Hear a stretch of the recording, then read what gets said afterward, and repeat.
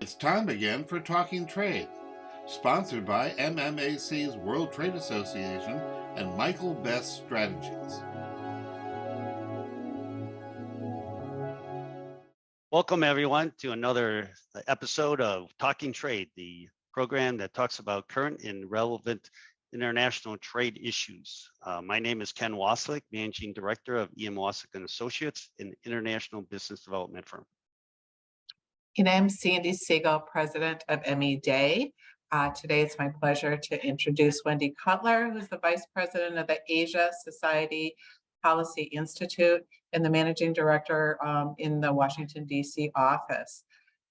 Here, Wendy focuses on leading initiatives that address challenges related to trade, investment, and innovation, as well as women's empowerment in Asia, something that I would love to talk more about in another episode, Wendy.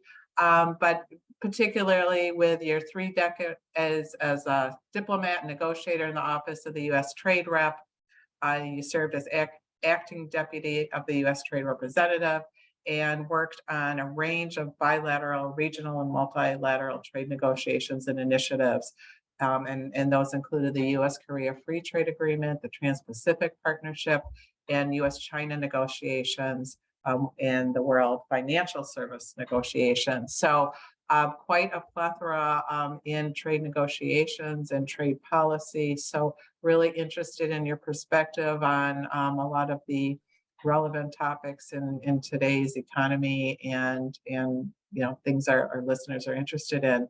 So let's talk about some recent news and recent changes in talking about China and in your experience with those negotiations. Recently, some of the exclusions that we've had in place that eliminated or gave waivers, if you will, to the China tariffs we have in place were supposed to expire, and they've now been extended for another 9 months. So giving a little bit of a waiver on some of these China tariffs that were supposed to expire at the end of last year. So trying to get the sense of what's the rhetoric in Washington now on possibly maybe eventually lifting the tariffs or altogether, and what are your thoughts on that?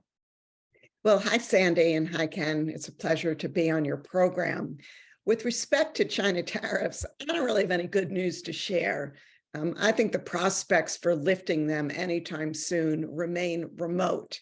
As you mentioned, a few hundred exclusions were recently it was recently announced, that they'll be extended. But we're talking about 352 products out of thousands and thousands. And so the exclusion relief also has been pretty minimal under the Biden administration. But I do think what you're seeing is businesses are learning how to live with these tariffs and how to do workarounds and how to restructure their businesses. So you don't even hear the complaints about the tariffs as loudly as we're hearing concerns over the past few years.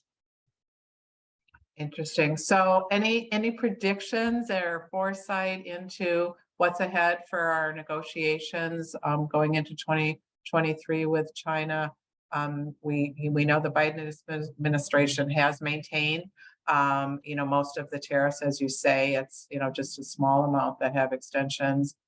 We're cracking down and pushing back on the forced labor violations and holding up a lot of freight that has any inkling of being part of forced labor.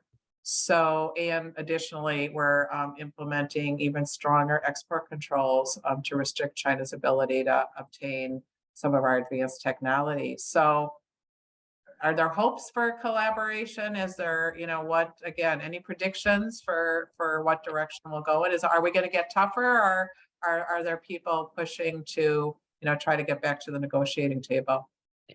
Well, clearly, there are pressures from some that we need to engage more with China and get back to the negotiating table with them.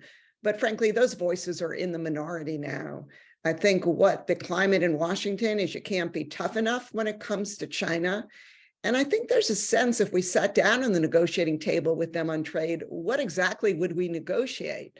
I mean, Xi Jinping has made it clear that the state's going to play a huge role in their economy going forward. They're going to continue to put restrictions on data, on privacy, on all types of regulations that affect the operations of our companies.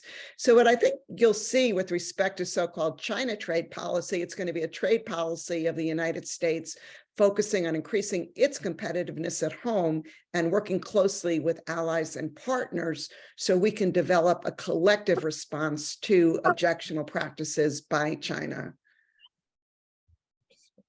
Well, that's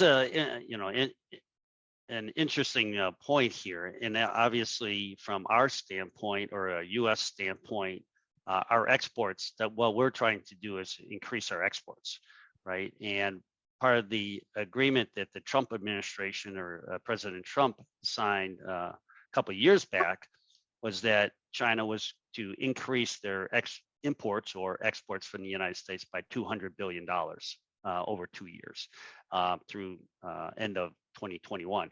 We all know they did not meet the 200 billion. There was a lot of talk, or I should say blaming on both sides, whether it's inflation on our side or just didn't have the right products, or on the other side, it was just the Chinese refusal to purchase US products. What's the future? What do you see as far as increase in, or is it going to be a decrease of US exports to China? Is China looking to other markets like the Europeans, but even now with the Ukraine war, that might be somewhat of a tenuous subject? Or are they looking towards other partners, whether it's India, Southeast Asia, other countries? What do you see as far as that going from a Chinese import process here? So even with trade tensions and overall tensions between the two countries, trade flows have continued to increase and to remain strong. In fact, in 2021, the US had almost record exports to China, and China had record exports to the United States. But I think it's fair to say that the increases in trade are going to plateau for a number of reasons. First of all, the Chinese economy is contracting, and so therefore their demand for exports from the world and from the US are going down. But even more than that, I think China is looking towards developing self-reliance and making itself less dependent on the United States, worrying that that would give us leverage over them. It's almost the reverse of how we view China with respect to many sectors, whether it be batteries or critical minerals or other high-tech goods. And so China is looking to diversify its trading partners, and therefore we're seeing it enter into new trade agreements with partners all around the world. And we're also seeing China making efforts to develop its own industries and subsidizing them so they can develop their own domestic capabilities and become less dependent on the United States, and therefore less vulnerable to any policy actions we could take to restrict trade with them. So it sounds like China is diversifying their sources. Correct. The minimum. And you said that they signed other agreements with other countries. Are any of the major countries? I know Chile and Mexico and all these countries, have negotiations or agreements with them. Right. So first, China is a member of the 15-member Asian Pact, the Regional Comprehensive Economic Partnership. That agreement now is entering its second year of entry into force. And so tariffs among the 15 members will be decreasing. China has expressed its interest in joining the comprehensive and progressive TPP. And it's also in negotiations to join the Digital Economy Partnership Agreement, a regional trade pact. But they also just announced, when Xi Jinping was in Asia just 2 months ago, that China wanted to expand and strengthen its free trade agreement with ASEAN. And it has already updated recently its agreements with Singapore and New Zealand. And again, I think we're just going to see more and more activity there as China looks to through trade agreements to diversify its trade, but also it will take steps short of trade agreements to improve and strengthen commercial relations with countries in Africa, Latin America, and all around the world. Yeah. So switching to domestically, I mean, with the lockdowns, you said that the Chinese domestic economy or the economy itself, was contracting. Slow growth, we're looking. Now they have opened up, just basically the reverse. Millions of people are getting, Chinese are getting COVID infected. The doors are open to travel again. What's the growth look like, or what's the economy look like for 2023? Well, first for 2022, we're waiting for the numbers, the economic growth numbers. As you may recall, just about a year ago, China predicted that its economic growth would be around 5.5%. Analysts are saying China will be lucky if it registers growth at 3% this year. Next year, we do expect growth, over this year. But the Chinese economy faces a lot of challenges, zero COVID being an immediate challenge. But even if the COVID situation were to level off in the first or second quarter of this year, China's going to have to deal with a number of problems which are going to be a drag on its economy, including the property, the real estate market crisis, high youth unemployment, and a lot of external variables, including recessions in Europe and elsewhere around the world, which will really dampen demand for exports from China, which have been a real shining light, in their economic recovery. And so, again, I think once they get through COVID, that could give an important boost to their economy. But by no means does that mean, China's out of the woods with respect to achieving strong levels of economic growth. Sure. So it sounds like even though there's been a focus for a long time of being self-reliant in China, they certainly recognize they need to maintain all of these relationships with all their good trading partners, and especially with all the other distractions with COVID and challenges, not unlike what we're going through here, and a lot of forces affecting the economy. Terrific.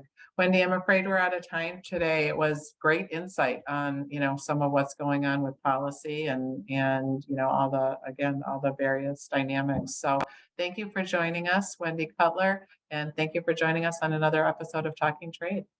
But thank you. Thank you all. You've been listening to Talking Trade, sponsored by MMAC's World Trade Association and Michael Best Strategies.